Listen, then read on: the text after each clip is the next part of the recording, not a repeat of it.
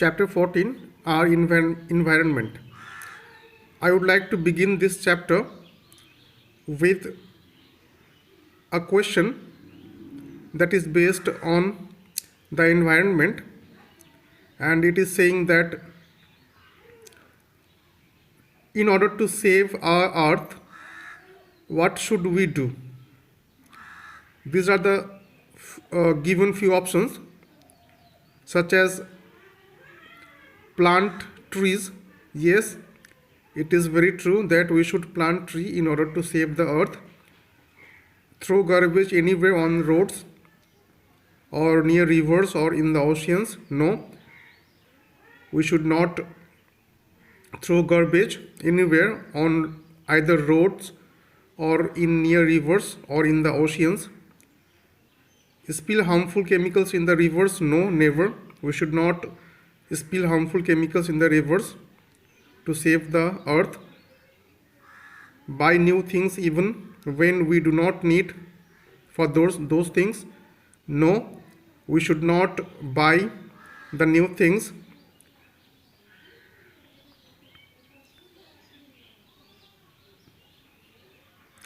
And reuse paper, glass, plastic and metal things. Yes, we should reuse the paper, glass, plastic and metal things to save the earth.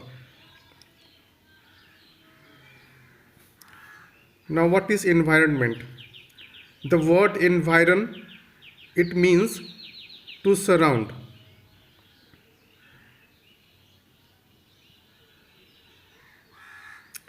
Therefore, we can say environment is natural surrounding in which all living things grow, develop and survive. In another word, we can also say environment is made up of not only the living or the biotic element, but also the abiotic or the non-living things. Environment includes the biotic things, that means the plants and the animals, and the abiotic things such as soil, water and air. Environment provides us everything and supports also for our survival.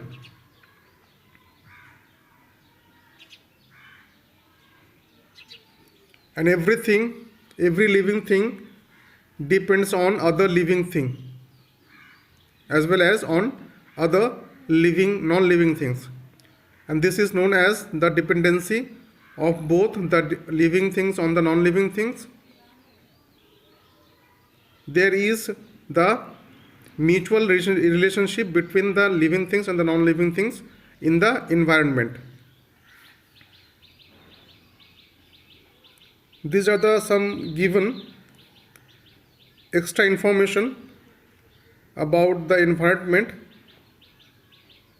and we can also utilize this information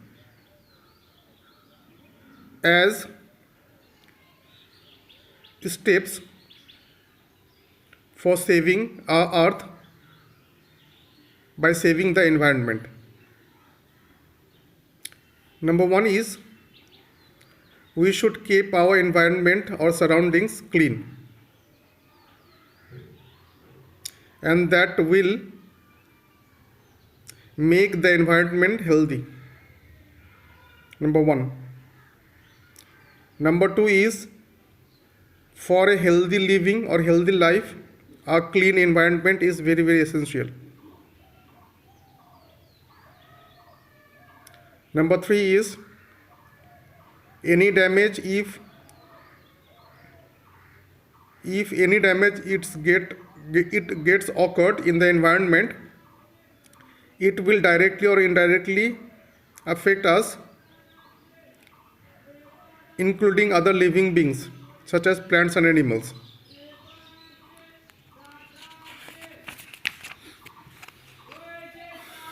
This is an important question, that what is the role of man or human being in environmental destruction? Yes, it is very true that the human being we, the human beings, we are playing very important role in environmental destruction by, number one, by extensive construction and expansion of towns and cities, by building the roads. These are the two factors which have been playing a very pivotal role to the destruction of environment. There are also different factors responsible for the destruction of environment, such as cutting down the thousands of trees, deforestation. This is also an important factor for the destruction of environment, and cutting down is done by the human beings in order to accommodate the urban demands for accommodation. And there are many other activities which are adversely affecting the environment, such as by adding the waste in the environment. These are the four different factors which are directly or indirectly involved in the destruction of environment by the human beings. Now, these are the three important terms we should know their meaning, such as extensive means anything in large quantity or in large amount or in large area. This is extensive. And urban, it is the term related to city, and discard, it is the term that signifies the process of throwing or the belief of throwing something away which are not useful. Once again I repeat, in environmental sense we can say discard means throwing something away to the environment. Now, what is waste? Waste plays very important role in environmental pollution. Waste is unwanted material which is mainly discarded by the human beings to the environment, and these waste are mainly useless and discarded to the environment. What are the common examples? Such as, number one,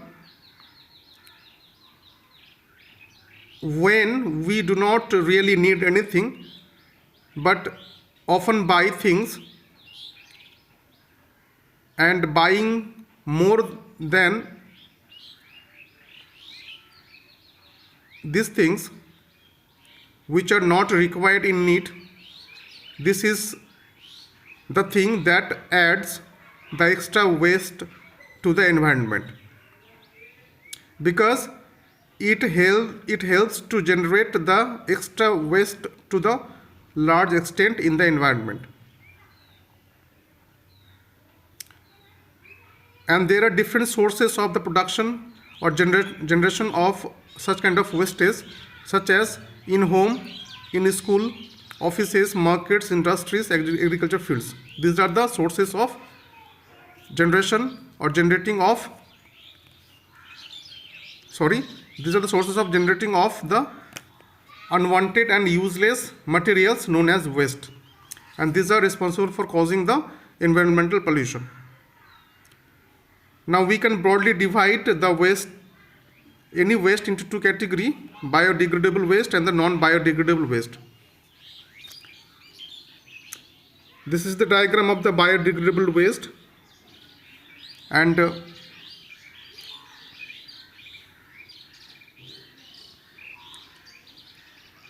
what do we mean by the biodegradable waste? Biodegradable means when the waste is decomposed naturally in the environment or in the soil. This is the meaning of biodegradable.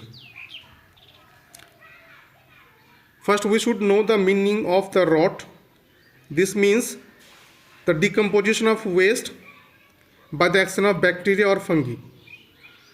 Hence, we can say biodegradable waste are those waste which are easily rotted in the soil or in the environment due to the presence of bacteria or fungi.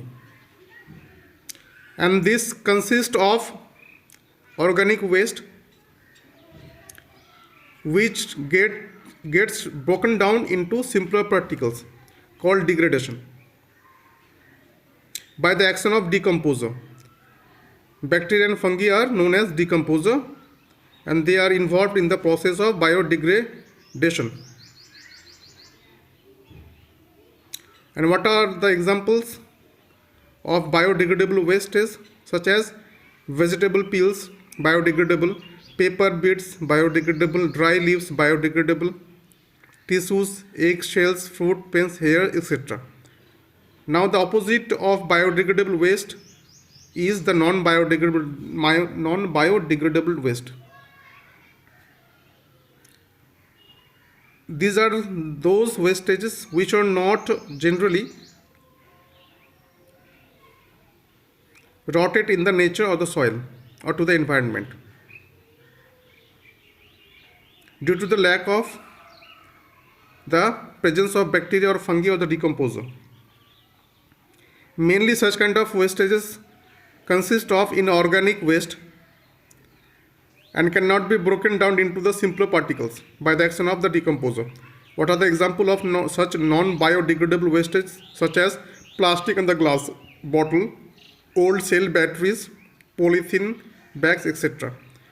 This is the diagram of the non-biodegradable wastes. We can easily differentiate between these two, non-biodegradable and the biodegradable waste, such as in order to meet the demand of the biodegradable waste, the decomposers are very much essential, but for the case of non-biodegradable, decomposers are not essential. Here the wastes are got rotted due to the presence of decomposer. Here the wastes are not got rotted by the presence of the decomposer. The biodegradable wastages are not harmful to nature or soil or environment, but the non-biodegradable wastes are very much harmful to the nature or soil or the environment. These are the few basic differences between the biodegradable wastes and the non-biodegradable wastes. And the biodegradable wastes are mainly organic, and the non-biodegradable wastes are mainly the inorganic. This is the question for you. You can solve, or you may write your own, that what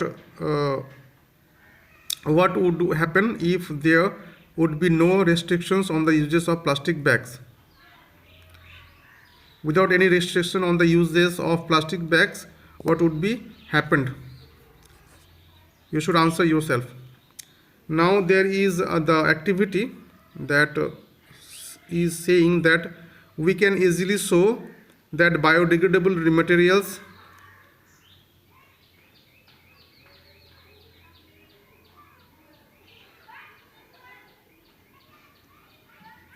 biodegradable materials rot in the soil, but the non-biodegradable materials such as plastic does not. This is the activity.